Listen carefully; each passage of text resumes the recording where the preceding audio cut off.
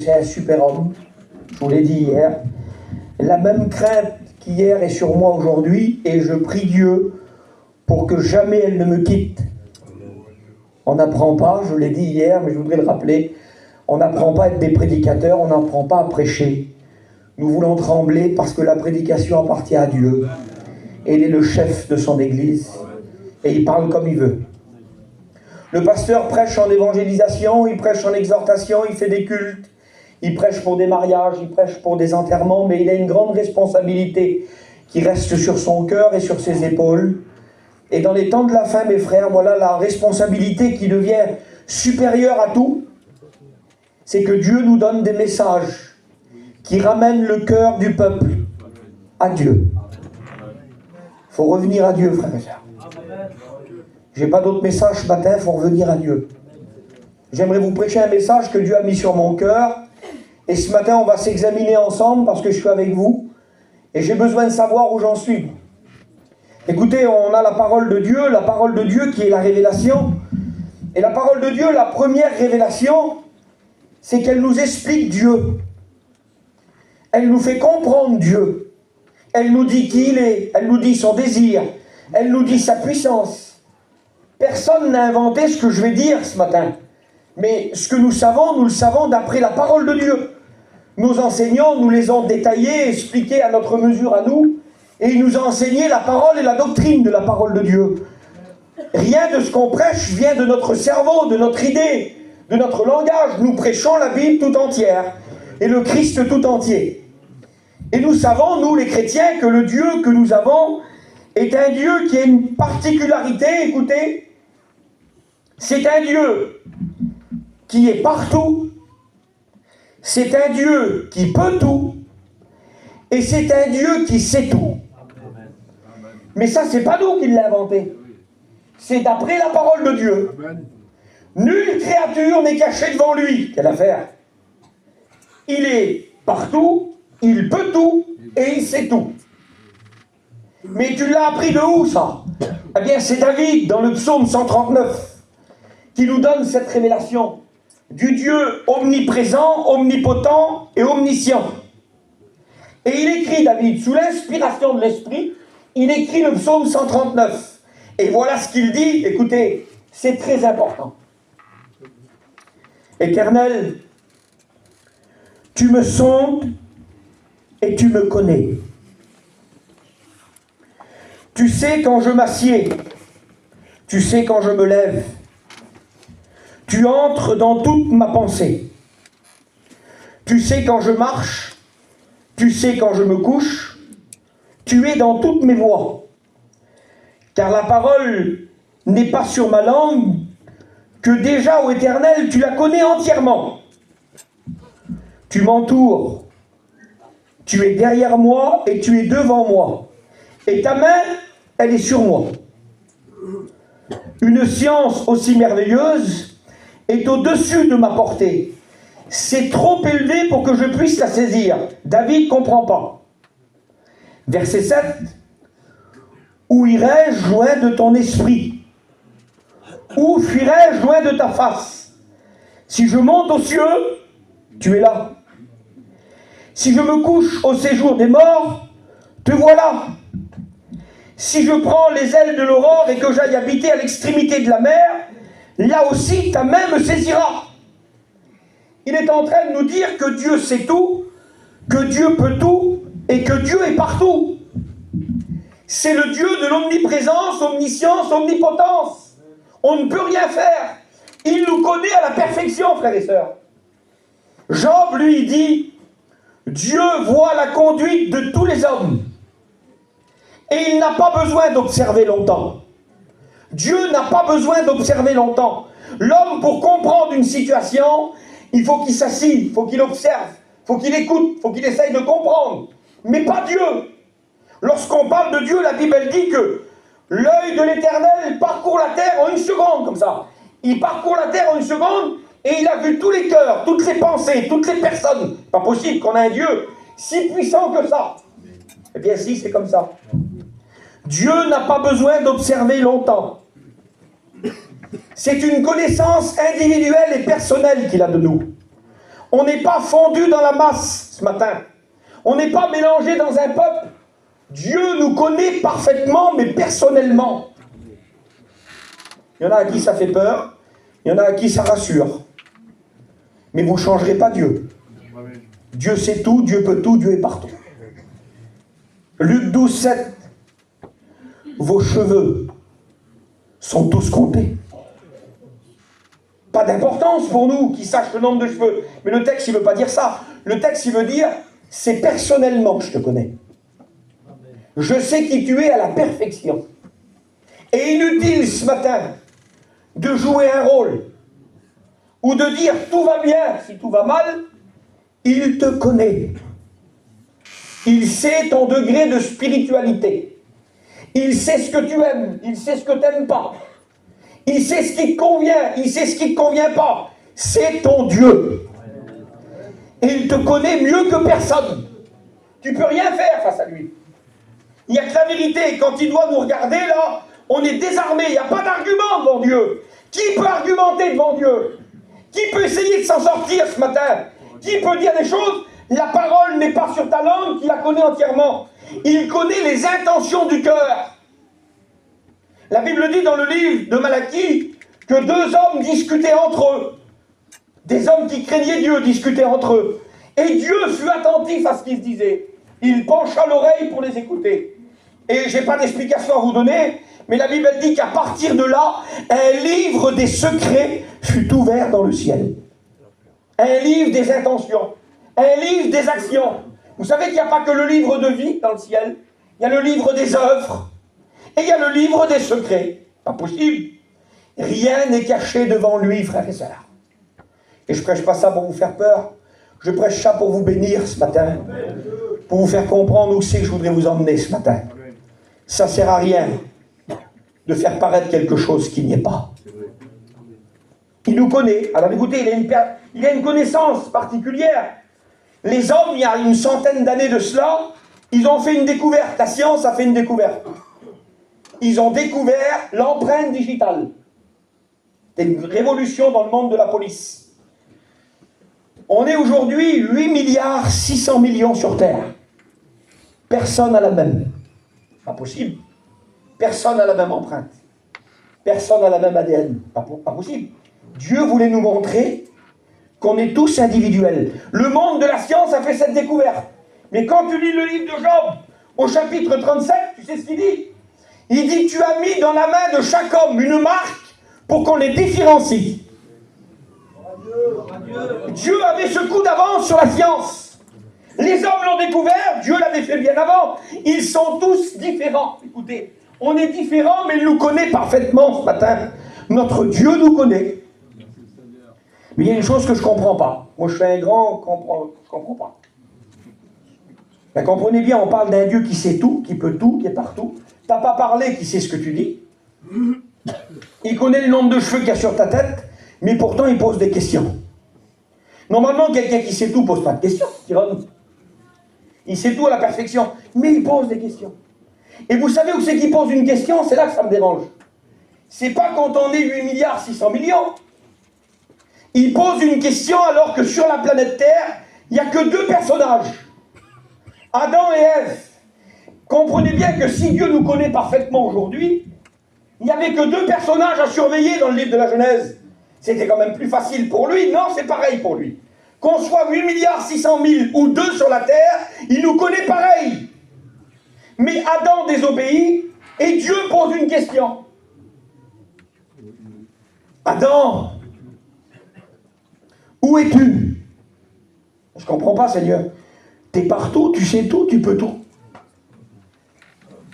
C'était pas une question pour savoir où il était. Je suis convaincu dans mon cœur que Dieu savait où était Adam. Mais c'était une question pour le faire réagir. Et la véritable question en hébreu, c'est Adam, où en es-tu? Est-ce que vous voulez savoir où vous en êtes ce matin?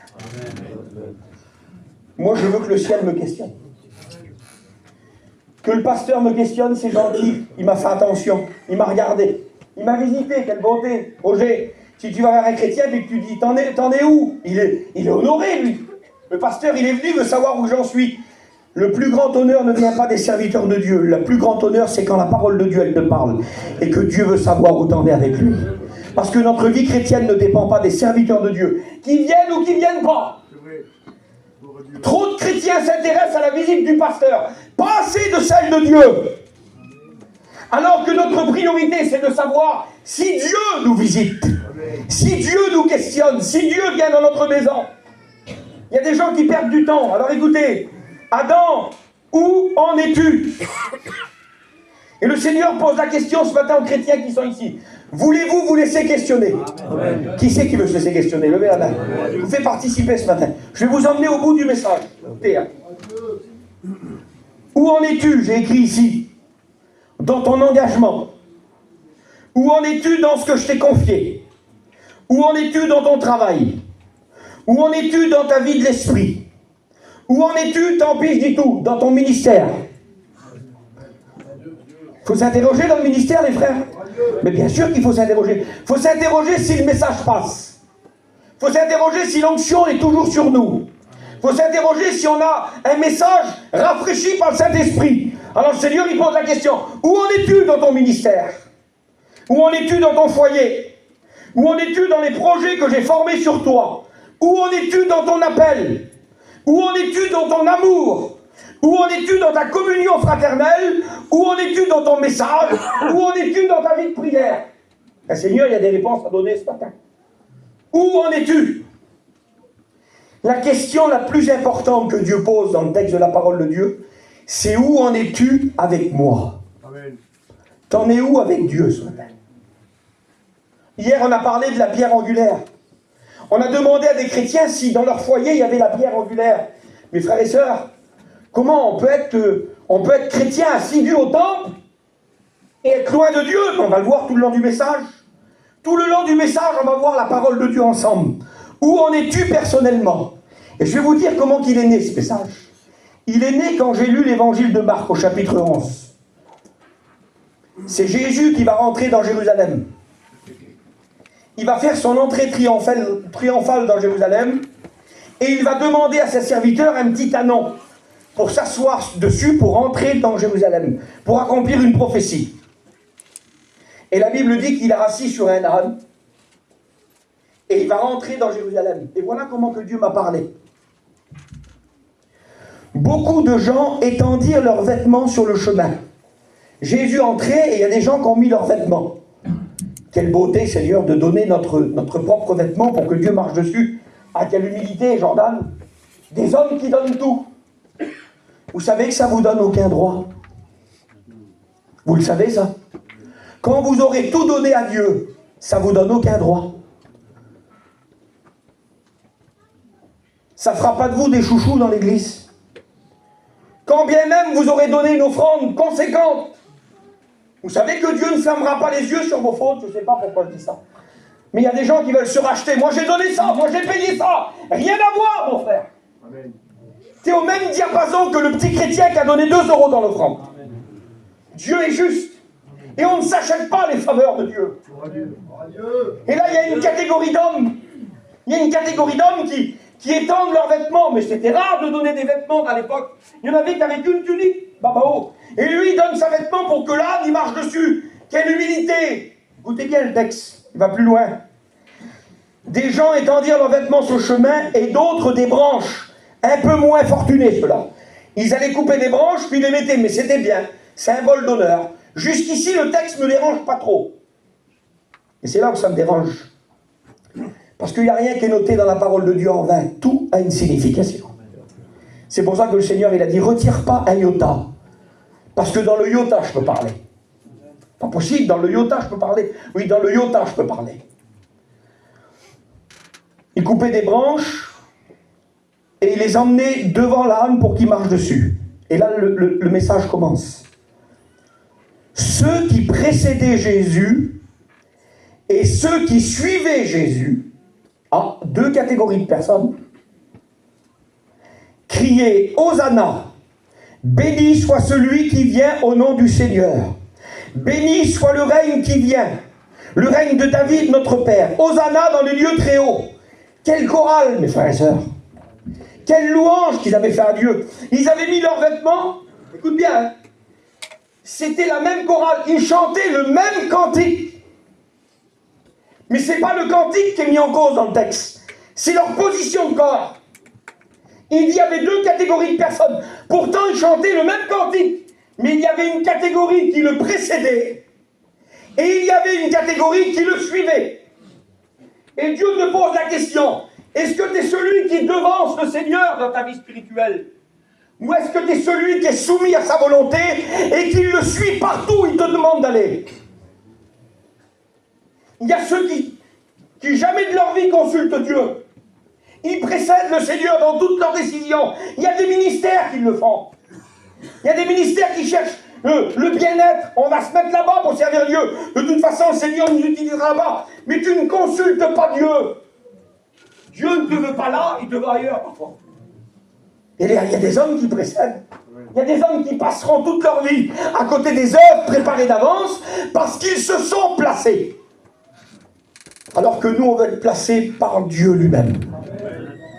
Parce que c'est Dieu qui place et c'est Dieu qui remplace. Je parlais des frères hier avec mes étudiants dans l'auto. On a été voir Jordan là-bas dans son terrain. Et puis on vient à l'église jusqu'ici. Et les garçons me posent la question. TJ me pose la question. Il dit, il est responsable d'ici, lui. Je dis, oui, il est responsable d'ici. Et les chrétiens de qui il s'occupe, ils sont là. Je dis, oui, ils sont là. Donc quand il faut qu'ils visitent, il faut qu'ils viennent là. Je dis, oui, lui et Tyrone, ils sont engagés comme ça. Mais pourtant, il y avait de la facilité là-bas au milieu. C'était la famille, l'église était devant la porte du camping. Mais quand tu cherches la volonté de Dieu, quand tu précèdes pas Dieu, quand tu suis la volonté de Dieu, Dieu nous déplace. Est-ce que vous comprenez ça? J'ai écrit ici, l'homme qui passe devant Dieu, il a des arguments. Il sait parler. Maman, quel parleur que c'est. Quel chineur que c'est. L'homme qui est devant. Il vient tout de suite, écoutez, il y a des personnes, on ne peut plus les reprendre. Hein. C'est fini. Quand tu viens leur dire, t'as mal fait, tout de suite, l'ancienneté de la vie chrétienne. Les années de baptême en pleine figure, tu les prends. Mais mon frère, nous, ça fait 50 ans qu'on est chrétiens. Très bien, mon frère. Que Dieu te bénisse. Marche jusqu'au bout. Mais on peut marcher 50 ans et faire les choses à l'envers. On peut précéder le Seigneur, même avec 50 ans de baptême. Pas possible. C'est pas l'ancienneté qui fait de nous. Il y a des garçons parmi nous, ils ne connaissaient pas la mission il y a 5 ans. Ils se sont convertis chez nous, ils vont aller à l'école biblique. Ils ont fait plus de progrès que certains qui ont 50 ans. Il y en a aujourd'hui, écoutez, ils vous sortent une carte qu'on n'a jamais écoutée. J'ai grandi sur le tapis de la mission. Ils pensent que ça fait une sécurité de grandir sur le tapis de la mission. Ils pensent que ça fait une sécurité de ne jamais j'ai loupé une convention, moi. Regarde les vidéos d'avant, mon père il est dessus, ma mère elle est dessus. Rien à voir avec la qualité de vie spirituelle. Hein. Arrêtez avec tout ça. Il précède. Celui qui précède, il a un langage.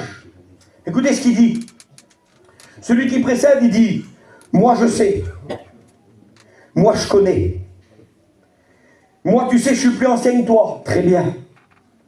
Moi, tu sais, on a l'habitude de faire comme ça. Mais il n'y a plus d'habitude dans l'évangile.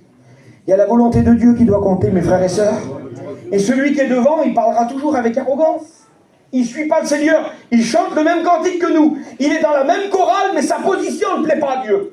Il devance les choses de Dieu. Il y a un mot qu'on n'entend plus, mes frères et sœurs, parmi les chrétiens. Vous savez c'est lequel? Dieu voulant. Fini Dieu voulant. C'est nous on veut, et Dieu faut qu'il suive. Il y en a qui c'est comme ça. De toute façon, le Seigneur, il est là, puis il sera là-bas pareil. Mais tu ne veux pas vivre d'expériences placées par Dieu, des volontés de Dieu dans ton cœur. Comment ça se fait que tu ne veux pas vivre de volonté de Dieu? Que tu te diriges tout seul. Ceux qui précèdent et ceux qui suivent. Alors moi j'ai écrit ici, pardonnez-moi, comprenez-le. Hein. C'est pas la mission qu'il faut connaître. Béni soit Dieu, on aime notre mission, corps, âme et esprit. Mais c'est le Dieu de la mission qu'il faut connaître. Jacob, il s'est battu avec l'ange. Il a appelé le lieu, Tyrone, Bethel. Maison de Dieu, quelle beauté. Quel éloge que tu as fait à Dieu. Oui, mais quelques temps après, il comprend autre chose. Je vais changer le nom. Il dit, je ne vais plus l'appeler Bethel. Je vais l'appeler El Bethel. le Dieu de la maison. Il y en a trop qui connaissent la maison, mais pas assez le Dieu de la maison. Écoutez, on est fidèle dans ce qu'on fait. On met les chaises, on met les fleurs, on fait la scène. Mais si tu n'as pas le contact avec le Dieu de la maison, tu seras un fils de la maison, mais il faut connaître le patron de la maison ce matin. Et le patron de la maison, il s'appelle Dieu. Un peu moins de service. Le texte, il me dit ça, moi, dans mon cœur. Le Seigneur aurait préféré moins d'hosanna, mais plus de soumission, plus d'obéissance, plus de consécration. Elle l'a dit dans le cantique, la sœur. Je veux que la parole de Dieu me dérange. Quand la parole de Dieu ne nous dérange plus, on est insensible. On ne comprend plus rien. On est à côté de la plaque, ça ne va plus, ça ne marche plus. La parole de Dieu doit nous déranger, frères et sœurs. Le Seigneur a des reproches à nous faire, des remarques à nous faire. Et nous voulons nous rectifier. Donc il y a ceux qui précèdent. Ils sont toujours devant. Mais Jésus, il parle. Qui va discuter les paroles de Jésus? Il n'y a pas un pasteur qui peut discuter les paroles de Jésus. Vous savez ce qu'il dit, le Seigneur? C'est dans l'évangile de Jean, chapitre 12 et verset 25. Il dit, si quelqu'un me sert, eh bien qu'il me suive. Il dit, car là où je suis sera mon serviteur. Il n'y a pas question de devancer le Seigneur dans l'évangile. Il y a une question de suivre le Seigneur et de se soumettre au Seigneur. Et d'avoir le témoignage que le Seigneur veut qu'on aille. Alors il y a ceux qui précèdent et il y a ceux qui suivent. Quel examen important ce matin, mes frères. Hein? Je vais au bout du message. On va faire un examen. Que Dieu soit béni. Amen. Premier examen, c'était celui-ci. Est-ce que tu précèdes le Seigneur ou est-ce que tu le suis? Pose-toi la bonne question. Deuxième examen. Évangile de Marc, chapitre 6. 5000 hommes, sans compter les femmes et les enfants. Quand vous les croisez, vous leur dites, tu vas où? Je suis le Seigneur. Ah, on ne va pas avoir grand-chose à leur dire, Jérémie, à eux. Ils suivent le Seigneur. Ils sont 5000. Ils le suivent plusieurs jours. Écoutez le texte qui dit. Le Seigneur leur enseignait beaucoup de choses. Ah, ils sont à la réunion. Ça veut dire qu'ils suivent le Seigneur, Eric.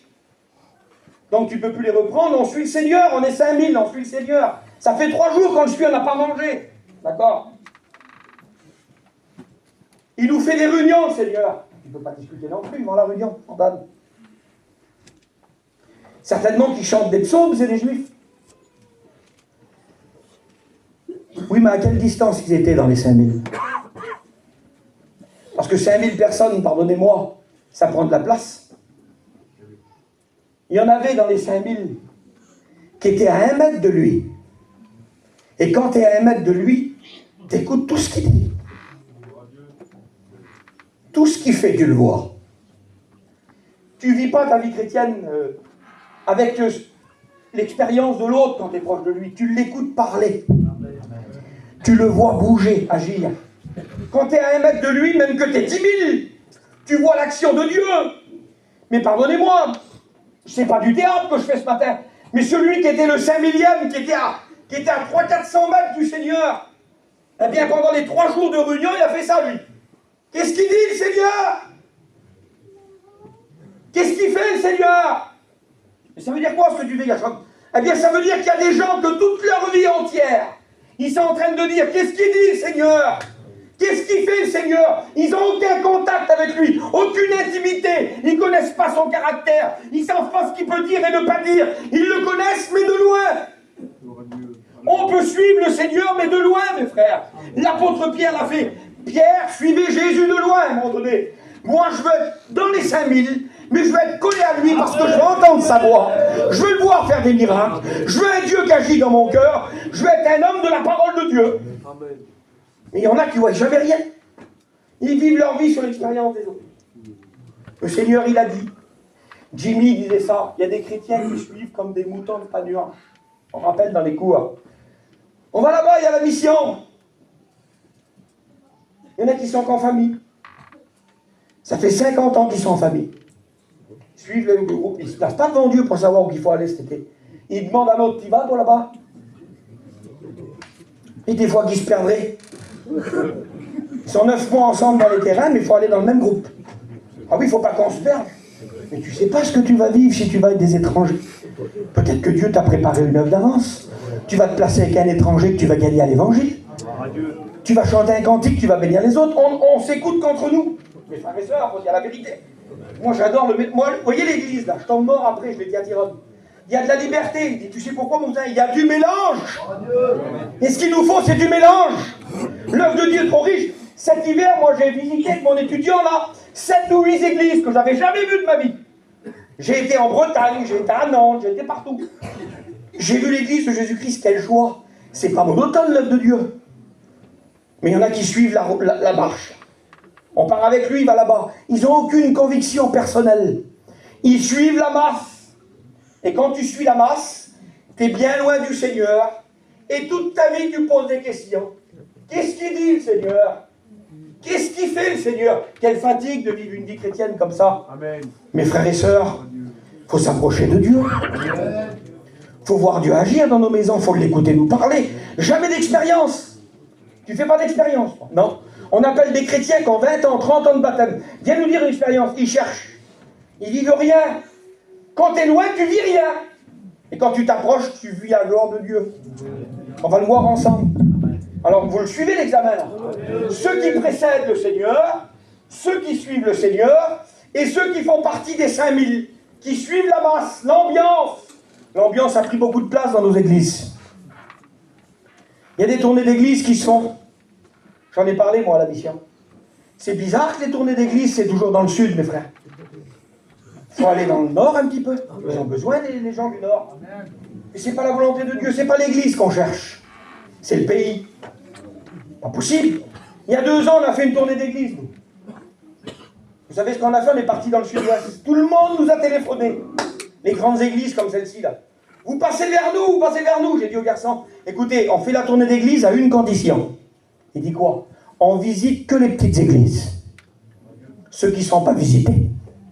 Amen. Ceux qui ne reçoivent jamais personne. Ceux qui sont mis de côté. Parce qu'on cherche la grande église. Alors que nos frères ont faim, ils ont soif de la parole de Dieu. On s'est régalé, Seigneur. Tu le sais, on est parti là-bas, à Marmande, à Agen. Tous des petits... On s'est régalé. Parce qu'on n'a pas suivi la masse. C'est pas un effet de mode, l'évangile. C'est la volonté de Dieu. C'est savoir où tu me veux, Seigneur. Alors imaginez maintenant, écoutez, ceux qui précèdent, ceux qui suivent, les 5000 qui sont dans la masse, mais dans les 5000, il y en a 12. Ils ne sont pas comme les autres. Ils sont différents des autres. Vous savez comment on les appelle? Les disciples. Le mot chrétien est écrit 3 fois dans la parole de Dieu. Le mot disciple est écrit 433 fois. Ça veut dire ce que ça veut dire. Chrétien, c'est facile à porter aujourd'hui. Hein. C'est une étiquette. Je vous l'ai dit hier. C'est un poisson derrière l'auto, c'est un foulard. C'est un cantique à fond comme tu fais le ménage. Ah, c'est des chrétiens, oui. Mais disciple, c'est celui qui suit une discipline. C'est celui qui est au régime de Dieu. Pas possible. Oui, il ne mange pas ce qu'il veut, il ne va pas où il veut, il ne s'habille pas comme il veut. C'est un disciple. Au milieu des 5000, Eric, 5000 personnes, ça fait du monde quand même. Mais c'est des suiveurs. Les suiveurs ne discernent pas tout. Hein. D'ailleurs, les suiveurs ne discernent rien. Mais les disciples, à un moment donné, au milieu des 5000 personnes, là, au milieu de l'ambiance, Jordan, ils ont levé les yeux au ciel. Les 12. Et puis ils ont regardé le temps, ils ont dit, oh là là, il est tard. Le disciple, il discerne les temps. Le disciple, il regarde le ciel, il regarde l'enlèvement. Il n'est pas au Club Med, il veut savoir quand est-ce qu'il vient le mettre. Il lève les yeux, il dit, et les 12, ils font ça, il est tard. Ils regardent où ils sont, ils regardent un petit peu la terre, le monde d'aujourd'hui, le luxe, le confort, le bien-être, l'argent qui coule à flot. Il regarde le disciple, puis il dit, tu vois l'endroit où on est là, il est désert. Mais t'es fou, il y a tout le monde, regarde la bonne réunion. Non, moi je suis un disciple. Il est tard, et pour moi, il n'y a rien ici. Vous savez ce qu'ils ont fait, les 12? Ils ont dit, il est tard, et l'endroit est désert. Approchons-nous vite de lui. Et au milieu des 5000, ils ont couru se rapprocher du Seigneur. Les frères et sœurs, quand tu es disciple, tu discernes. Tu sais ce qui est bon et pas bon. Tu sais ce qu'il te faut dans ta maison et ce qu'il ne te faut pas. Tu es averti par le Saint-Esprit quand tu es disciple. Quelle beauté. Tu as une vision que les autres n'ont pas. Pas possible, oui. Un homme, il m'expliquait, là, il a tombé en panne avec son camion. Dans un petit pays, il n'était pas chez lui, le frère. Il tombe en panne, ils lui disent qu'il faut 3 semaines pour réparer le camion. Il se met sur une place avec des gens qu'il ne connaît pas. Hein, on l'a écouté ensemble, ça. Mais c'est ça, un disciple. Écoutez bien, c'est un disciple, ça. Il n'a pas dit quelle misère, il faut qu'il trouve un autre garage. Il a rentré vers lui, il a dit, va savoir si c'est pas une volonté de Dieu pour les gens qui seront là. Et les gens qui étaient là, ils venaient d'enterrer un fils. Ils étaient dans la souffrance, dans le deuil. Et le petit foyer-là, il a été le moyen de bénédiction pour bénir ce petit foyer-là. Et à la fin, quand ils se sont connus, les frères, reprenez-moi si je me trompe, au bout d'une quinzaine de jours, 3 semaines, la femme et l'homme qui étaient dans le deuil, ils ont dit, monte, on a quelque chose à te dire. Quand vous êtes arrivés avec les campings, on a vu la même chose. Elle dit, vous avez vu quoi? Il dit, au-dessus de votre camping, il y avait des anges qui vous accompagnaient. Amen. Quand on est dans la volonté de Dieu, le ciel nous accompagne, frères et sœurs. Quand on est des suiveurs, on va se détendre. Oh, on va passer des bons moments. On va écouter des belles réunions, mais rien ne changera. On ne bougera pas. Il y en a qui prennent le slogan là pour autre chose. Hein. Nous, on le prend pour rester sur la doctrine, mais il y a des chrétiens, on dirait qu'il est marqué dans leur cœur. On ne bougera pas. Dieu nous parlera, mais on ne bougera pas. Et quand tu es disciple, tu te rapproches de lui. Ceux qui précèdent, ceux qui suivent, les 5000, les 12. Il faut savoir où c'est que tu te situes là. Il faut que tu t'examines avec le Saint-Esprit ce matin, avec la vérité de ton cœur, tout en sachant que Dieu te connaît parfaitement. Il sait où c'est que tu te trouves. Fais partie des 12, c'est déjà pas mal, les frères.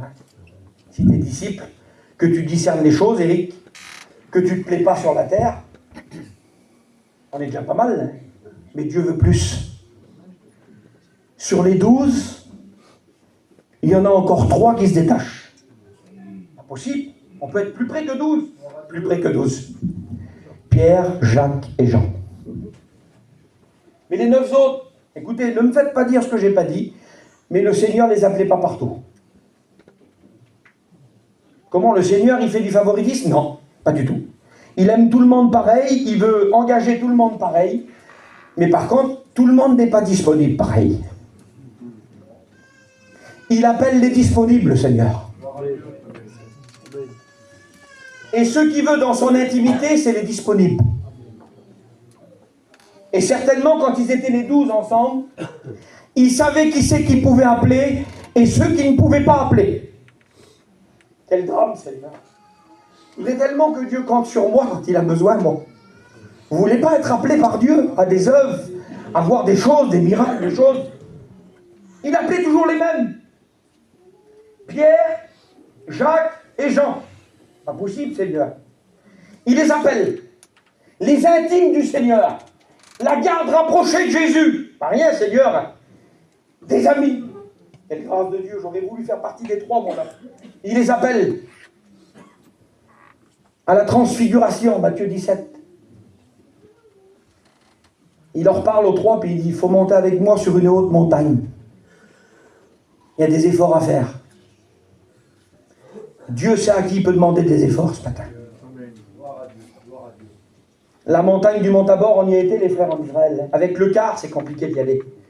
Ces hommes-là l'ont gravi à pied avec le Seigneur. Parce qu'ils savaient qu'ils pouvaient leur demander de gravir la haute montagne. Il dit, venez avec moi sur une haute montagne. Ils arrivent. Écoutez, quand on est proche de Dieu, les choses qu'on peut voir. Quand ils arrivent sur la montagne de la transfiguration, ils vont voir une réunion que personne n'a jamais eue. Ben oui, parce que plus tu es proche, plus tu en vois. Plus tu vis d'expérience, Roger. Les 3, ils sont là, ils sont invités par le Seigneur, ils ne savent pas trop ce qui va se passer, mais à un moment donné, le Seigneur, il est transfiguré. Son visage devient comme le soleil dans son zénith. Son vêtement devient blanc comme la neige. Pas possible, Seigneur. Ils sont là à la réunion, c'est pas vrai qu'on dit ça. Mais oui, mais tu as obéi, tu as fait des efforts, tu as monté sur la montagne, tu es proche de lui, tu es disponible, alors tu vas voir des choses que ceux qui sont en bas en train de faire une grillade, ils ne verront pas. Amen. Ils voient le Seigneur transfiguré. Ils voient apparaître, quelle beauté, Moïse et Élie. Elle n'est pas belle la réunion qu'ils sont en train de vivre. Le ciel sur la terre. Ils les écoutent parler les trois ensemble. Évangile de Marc. Pas possible. Quelle réunion, mon frère. Pierre, Jacques et Jean doivent faire du silence. Et ils écoutent parler les trois personnages, là. Moïse, Élie, Jésus. Jésus était en train de leur parler du voyage qu'il allait faire à Jérusalem, qu'il allait accomplir pour sauver l'humanité. Ils sont témoins de la conversation. Ah oui, parce que plus tu es proche, plus tu en écoutes des choses. Moi, je vais écouter le Seigneur. Je vais écouter la voix de Dieu dans mon cœur. Transfiguration. Il les invite à la résurrection de la fille de Jairus. Pas possible. J'imagine les 9 autres, là, quand il devait descendre. Qu'est-ce que vous avez vu? Ah, écoutez voir, on a vu des choses terribles. On a vu le Seigneur transfiguré, on a vu Moïse, on a vu Élie, on les a vus parler ensemble. Quelle beauté, Seigneur. Et nous alors? Ben oui, mais tu n'étais pas là. Il fallait que tu fasses tes affaires. Il fallait que tu fasses ceci, il fallait que tu fasses cela. Tu étais engagé, tu ne pouvais pas. Ben voilà, tu as passé à côté. Passer à côté parce qu'on n'est pas disponible. C'est quand même compliqué, Seigneur. C'est particulier, mon frère. Il les appelle à la résurrection. Ah oui, quand tu es proche de lui, tu vois des résurrections. Tu vois des causes perdues revenir à la raison, à la vie. Tu vois des miracles que personne ne peut vivre. Ah oui, il nous demande de rentrer. Vous savez ce qu'il fait? Venez avec moi, on va chez Jairus. Il rentre dans la maison de Jairus, il faut tout le monde dehors. Je veux que les trois là qui rentrent. Quelle beauté. Les privilégiés du Seigneur, quelle grâce de Dieu. Mes frères et sœurs, vous ne voyez pas ce qu'ils ont vu, ces hommes-là. Mais qu'est-ce qu'ils avaient de plus que les autres? Disponibles, attentifs, proches de Dieu, tout donné pour le Seigneur, tout abandonné pour Dieu. Ah oui, plus tu lâches la vie, plus le Seigneur il t'emmène dans l'invisible, dans le miracle, dans la volonté de Dieu. Déjà pas mal, hein? Ceux qui précèdent, ceux qui suivent, les 5000 qui font partie de l'ambiance, les 12 qui discernent les temps et les circonstances, les 3 qui sont dans l'intimité du Seigneur, ça m'intéresse moi tout ça. Mais il y a encore un détachement qui se fait. Pas possible, encore un détachement. On peut être encore plus près. Eh oui, on peut être encore plus près. Il y en avait un qui était plus proche de lui. C'est qui, Gershom? Je sais que vous avez la réponse. Vous l'avez la réponse. C'est qui a été jusqu'au bout? Notre but, mes frères et sœurs, c'est d'aller jusqu'au bout. Et lui, il a été jusqu'à la croix. Au péril de sa vie, il a été à la croix. Pas possible. On aurait pu le tuer. C'est qui, Gershom? Alors écoutez, j'ai écrit ça, parce que j'ai besoin de le dire. C'est qui? C'est l'apôtre Pierre. C'est Pierre qui va jusqu'au bout, comprenez bien. Ça peut pas être quelqu'un d'autre. Jordan, ça peut pas être quelqu'un d'autre. Il a marché sur l'eau, Pierre. C'est l'homme d'expérience. Il a été jusqu'au bout. Il était plus proche que les autres, que les 3 là. Il y a Pierre, Jacques et Jean. C'est Pierre qui a été jusqu'au bout. C'est Pierre le plus proche, Gershom. Il a marché sur l'eau. Le Seigneur l'a fait marcher sur l'eau. Dis-nous que c'est Pierre, Gershom. Quand ils sont venus chercher le Seigneur, il a sorti son épée. Il a coupé l'oreille du disciple. C'était un homme terrible. Il défendait l'œuvre de Dieu. Il avait du caractère. C'est un homme qui a vécu des miracles exceptionnels. À un moment donné, Jésus ne peut pas payer le péage pour rentrer dans la ville. Jésus regarde l'apôtre Pierre, il dit: Pierre, va, prends ton hameçon, va pêcher. Il a été pêcher un poisson, quand il l'a ouvert, il y avait des pièces de monnaie pour payer le péage. Tu ne peux pas lâcher Dieu si tu as vécu tout ça. Eh bien, c'est pas l'homme d'expérience qui a été jusqu'au bout. C'est pas l'homme qui a vu les grandes choses qui a été jusqu'au bout. Mais c'est lequel qui a été jusqu'au bout? C'est l'apôtre Jean. L'apôtre de l'amour. Parce que c'est notre amour qui nous attache à Dieu, mes frères et sœurs. C'est pas les expériences qu'on vit. On écoutait Juanito prêcher avant-hier. Écoutez, c'était merveilleux le message hier, mes frères. Mais quand vous regardez l'homme et que vous connaissez son histoire, c'est particulier. Il a perdu gros cet homme-là, sans être déplacé. Perdu sa fille, sa femme, sa petite fille, elle est placée dans un foyer. Il souffre pas, lui. Et puis en ce moment, il est en train de perdre la vue. Mais elle est où ton expérience, Juanito? Elle est où ta révélation? Il est où? Tu marches pas sur les autres? Ah non. Et tu iras jusqu'au bout? Il dit oui, j'irai jusqu'au bout. Mais pourquoi? Je l'aime. C'est tout, c'est mon amour qui me fait marcher proche de Dieu. C'est pas le reste des choses. Hein. même qu'il ne me donne pas ce que je veux, je l'aime et j'irai jusqu'au bout. L'apôtre Jean, il est à la croix, mes frères et sœurs. Il est à la croix, l'apôtre Jean. Tout le monde s'est sauvé. Les disciples se sont sauvés, qui l'ont suivi pendant 3 ans et demi. Ils sont tous partis, Jordan.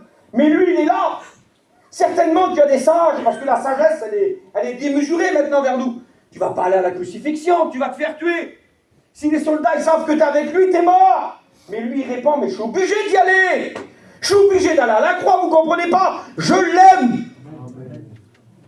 Et quand tu l'aimes, tu y vas. Tu prends des risques quand tu l'aimes. Tu es capable de quitter ton foyer, même que tu n'as pas d'argent pour l'œuvre missionnaire. Tu fais des expériences glorieuses parce que tu l'aimes. Parce que la base de notre vie, c'est l'amour pour Dieu, mes frères et sœurs. Il est à la croix. Quelle beauté, Seigneur. C'est lui, c'est l'apôtre de l'amour. C'est celui qui aime le Seigneur par-dessus tout. Et qu'est-ce qui se passe quand il est à la croix? Quelle beauté, Seigneur. La Bible, elle dit que l'apôtre Jean est à la croix, le Seigneur est cloué. Et puis il le regarde. Je ne sais pas ce qu'il pense, je ne peux pas faire parler Dieu, ni Jésus. Et certainement qu'il doit être fier qu'il y en a un qui est venu jusqu'ici quand même. Je voudrais tellement que le Seigneur soit fier. Et qu'il dise, il a été jusqu'au bout, le serviteur-là. Un tel, il a été jusqu'au bout. Quelle grâce de Dieu. Et il le regarde. Et à côté de lui, il y a la mère de Jésus. J'aimerais vous dire ça, mes frères et sœurs. Jésus avait quelque chose de précieux sur la terre. Quelque chose qu'il aimait. C'était sa mère. Il savait qu'il allait partir et qu'elle allait rester là. L'apôtre Jean est à côté de sa mère. Et puis il regarde l'apôtre Jean et dit, Jean, il dit, femme, voici ton fils. Fils, voici ta mère. Quand tu aimes Dieu et que tu vas jusqu'au bout, Dieu te confie les choses précieuses qu'il a. Prends-en soin, Jean. La Bible elle dit qu'à partir de là, Jean l'a pris chez lui. Et il a pris soin de la mère du Seigneur. On ne confie pas nos parents à n'importe qui. On ne confie pas ce qu'on aime à n'importe qui. On ne confie pas les choses précieuses à n'importe qui. Il y a des hommes, ils veulent du précieux. Il n'y a pas assez d'amour. Dieu ne te confiera rien. Dieu confie à ceux qui l'aiment. L'amour, c'est une preuve de confiance. Et même lui, j'y confie ce que j'ai de plus précieux. Quelle beauté, Seigneur. Il a pris la mère du Seigneur et il s'en a occupé. Dieu veut compter sur des hommes. Il y en a qui veulent des responsabilités, des titres. Il y en a qui veulent, pardonnez-moi, c'est mon cœur qui parle. Il y en a qui veulent des églises. Mais le Seigneur, il sonde l'amour que tu as pour l'église. Et il ne confiera pas son troupeau à n'importe qui. Il confiera son troupeau à des hommes qui l'aiment, l'église. C'est pas un poste qu'on cherche, c'est pas l'estrade. Les frères le savent, le plus grand service que l'on fait, c'est en bas de l'estrade. C'est dans nos visites et dans la cure d'âme. C'est quand on va voir un malade, quand on fait l'onction d'huile. Voilà le plus grand service. Mais il y en a, moi je veux la place. Mais tu n'as pas le cœur. Quand tu auras le cœur, quand tu auras la dose d'amour qu'il faut, Dieu te confiera le troupeau. Pour l'instant, apprends, approche-toi. Sors des 5000, viens dans les 12. Sors des 12, viens dans les 3. Et puis approche-toi du Seigneur, le Seigneur va te confier quelque chose. C'est merveilleux. Amen. Amen. Repas de la Sainte Seine. Matthieu 26, 26. Ils sont à table. Et le Seigneur y parle. Il dit, parmi nous, il y a celui qui va me trahir. Imaginez-vous la nouvelle qu'il est en train d'annoncer. C'est une explosion dans le cœur des disciples. Comment il est parmi nous? Il mange avec nous. Un drame, quoi. Il y a parmi nous celui qui va me trahir. L'apôtre Pierre, il est au bout de la table. D'après ce qu'on comprend dans le texte, il est au bout de la table. Mais Jean, lui, il est à côté du Seigneur. C'est l'intime du Seigneur. Vous savez ce qu'il fait, l'apôtre Pierre? Il dit à Jean, Jean, demande-lui qui c'est. À toi, il te le dira. Quand tu es proche de Dieu, Dieu te confie ses secrets. C'est écrit dans le livre des Proverbes. Les secrets de l'Éternel sont pour ceux qui le respectent. Comment Dieu a des secrets qui révèlent aux hommes? Ah oui. Vous savez ce qu'il fait, Dieu? Il fait un plan. Dans le livre de la Genèse, il fait un plan. Et quand il finit le plan, il se pose une question. Il dit, Cacherai-je à Abraham, mon ami, ce que je vais faire? Je ne peux pas lui cacher. C'est l'ami de Dieu, et quand tu es ami, tu ne te caches rien. La plus belle des choses dans l'histoire de la Sainte-Seine, là, c'est que Dieu lui dit à Jean qui c'est. Le Seigneur lui dit, il dit, c'est celui à qui je vais donner le morceau trempé. Jean savait qui allait trahir. Les autres ne le savaient pas, mais lui, il le savait. Comment ça se fait que tu sais? Comment ça se fait que tu as de la révélation? Comment ça se fait que tu sais des choses? Comment ça se fait que quand tu prêches, tu révèles? Donc, je suis plus proche. Amen. Amen. Je l'aime plus. Pas possible, il y a des chrétiens qui aiment plus Dieu que d'autres. Oui, il y a des chrétiens qui aiment plus Dieu que d'autres. Mais je l'aime, le Seigneur. Arrête avec ta bouche. Hosanna. Plus d'Hosanna. Plus d'Hosanna. Derrière lui. Ton secret, c'est quoi, Jean? Ben moi, ma proximité, elle est particulière, elle est peut-être un peu gênante, mais c'est comme ça que j'ai appris à l'aimer. Je dormais sur sa poitrine. Quelle beauté, Seigneur. Il dormait sur la poitrine du Seigneur. Mes frères et sœurs, quelle proximité. Il dormait là. Il y en a qui sont à des kilomètres, mais lui, il dormait là. Quelle grâce de Dieu de dormir là. Et quand il devait dormir là, il écoutait le battement du cœur du Seigneur. Il écoutait son rythme.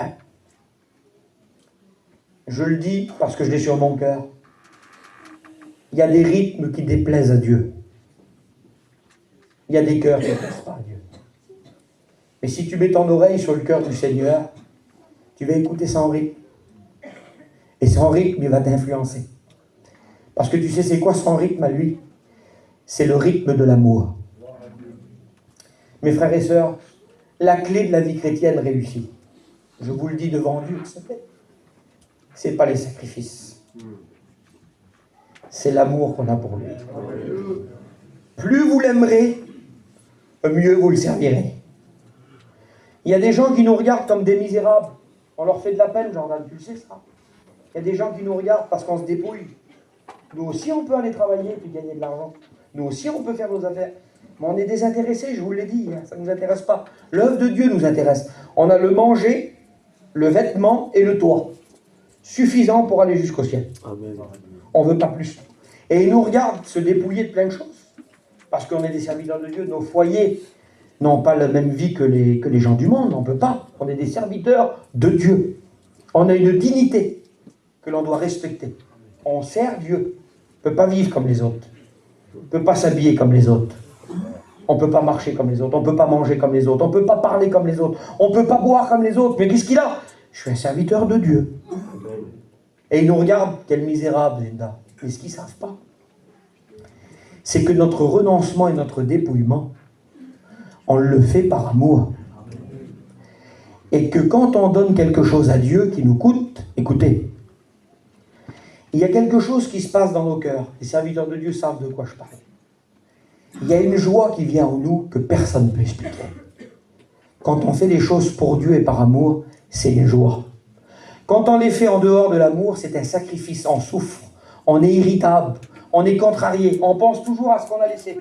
Mais quand tu le fais par amour et pour Dieu, Dieu te donne de la joie. Mes frères et sœurs, la clé, c'est l'amour. J'ai terminé l'examen. Vous savez où c'est que vous en êtes ce matin. Mais on peut vivre l'apôtre Jean. Écoutez, dans tous les exemples que j'ai cités ce matin, tout le monde est sauvé.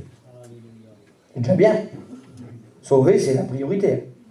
Je ne vous parle pas du salut, moi, ce matin. Babao. Je vous parle d'une qualité de vie qu'on veut vivre avec Dieu. Est-ce qu'on veut vivre loin? Est-ce qu'on veut marcher devant lui? Est-ce qu'on veut le suivre? Est-ce qu'on veut faire partie d'une masse qui suit l'ambiance? Est-ce qu'on veut faire partie des 12 qui discernent les temps et les circonstances? Est-ce qu'on veut faire partie des 3 qui veulent voir la gloire de Dieu et écouter Dieu parler? Ou est-ce qu'on veut faire comme l'apôtre Jean, être proche du Seigneur pour écouter ses secrets, rentrer dans l'intimité avec lui, vivre la véritable vie de Dieu? Alors ce matin, je fais un appel. J'ai terminé mon message. Mais qui voudrait se rapprocher un petit peu plus ce matin? Qui c'est qui se voit dans le message et qui dit, Seigneur, je voudrais aller monter d'un échelon. Je voudrais t'aimer un peu plus ce matin. Je voudrais faire un peu plus ce matin. Ceux qui le veulent ce matin, écoutez, poussez l'orgueil de vos cœurs. Levez-vous à votre place. Vivez la volonté de Dieu, mes frères et sœurs. Écoutez, bientôt il vient le Seigneur. Je voudrais lui plaire. Qui c'est qui veut plaire à Dieu? Qui c'est qui veut plaire à Dieu? Levez la main ceux qui veulent plaire à Dieu. Laissez le Saint-Esprit vous parler ce matin. Écoutez, laissez la présence de Dieu descendre sur vos cœurs.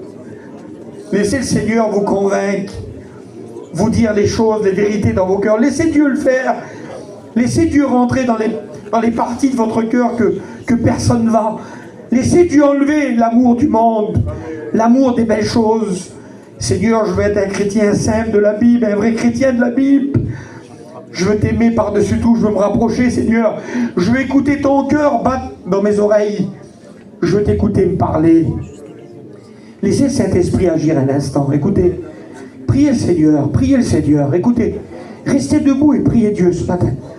Vous avez besoin de demander pardon à Dieu, faites-le ce matin. Vous avez besoin de dire à Dieu, j'ai perdu du temps, Seigneur, faites-le ce matin. Priez le Seigneur. On prie ensemble le Seigneur maintenant. Seigneur, c'est devant toi que nous sommes ce matin. Et mon cœur, tu le connais. J'ai besoin de vivre ce message. J'ai besoin de m'approcher de toi ce matin. J'ai besoin de faire un pas de plus ce matin vers toi. J'ai besoin d'emmener mon cœur dans les parvis du Seigneur. J'ai besoin de prendre de la hauteur avec toi. J'ai besoin de m'éloigner de la terre, comme tu l'as dit à l'apôtre Pierre. Éloigne-toi un peu de la terre. J'ai besoin de faire comme Ézéchiel ce matin, d'avancer en pleine eau. Je voudrais vivre ta volonté fortement dans mon cœur. Pardonne le temps que j'ai peut-être perdu avec toi, Seigneur. Mais je veux vivre cette approche spirituelle véritable d'un homme qui cherche Dieu. Oui, mon cœur veut chercher Dieu. Et mon cœur veut trouver rien d'autre que Dieu. Je ne veux pas trouver une ambiance. Je ne veux pas trouver de la célébrité, Seigneur. Je veux trouver ton onction sur mon cœur et sur ma vie. Je veux vivre la vérité dans mon cœur. Je veux que mon foyer soit à ton service. Je veux que quand j'arrive quelque part, on dise c'est un serviteur de Dieu. Je veux te montrer tout entier, Seigneur. Sois ma bannière sur ma maison. Je veux qu'on voie le Christ chez moi. Qui c'est qui veut montrer le Christ? C'est lui, mes frères et sœurs. Je veux honorer le Seigneur. Je veux qu'il aille la première place ce matin. Priez le Seigneur, élevez la voix maintenant. Tu es notre Dieu et notre Père. Ce que nous avons écouté ce matin, on peut le vivre que par le Saint-Esprit. C'est pas trop dur. C'est possible. Jamais tu nous prêcheras un message impossible. Tu es un Dieu qui veut nous aider à nous rapprocher. Tu nous aimes, Seigneur. Et nous voulons te dire ensemble que nous t'aimons. On t'aime, Seigneur. Est-ce que vous aimez le Seigneur ce matin? On t'aime, Seigneur, ce matin. Viens faire le ménage dans nos maisons, dans nos vies. Apprends-nous à t'aimer, apprends-moi à t'aimer. Je vais être à ton école pour t'aimer ce matin. Enseigne-moi ton amour. Enseigne-moi ta patience, ta sagesse. Bénis nos maisons à chacun. Et que la gloire te revienne ce matin. Merci pour ta grâce. On s'assoit puis on prie le Seigneur maintenant. Que Dieu vous bénisse, mes frères et sœurs.